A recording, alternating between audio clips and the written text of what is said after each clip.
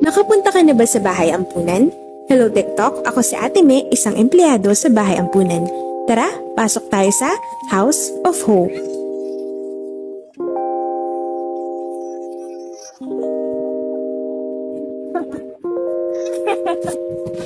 Hello! Ang House of Hope ay matatagpuan sa Antipolo, Rizal. Ito ay under ng Vision Help International Care Foundation. Ito ang place namin. At ito ang mga laruan ng mga bata.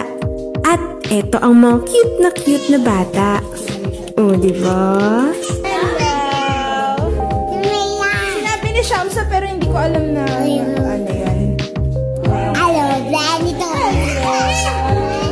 Ang House of Hope ay nag-aalaga ng mga newborn babies hanggang 4 years old. As of now, meron na silang 20 kids.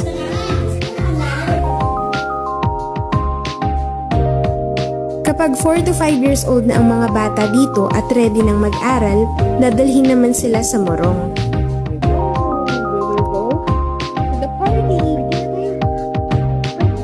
Kung madami pa kayong tanong about sa orphanage na ito, pwede nyo kaming makita sa Facebook, Instagram at YouTube.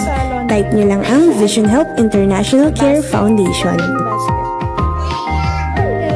Meron din kaming website. Hanapin nyo lang ang www.vhicf.org.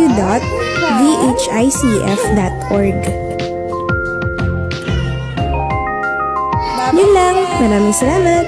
Bye! Now? Bye-bye!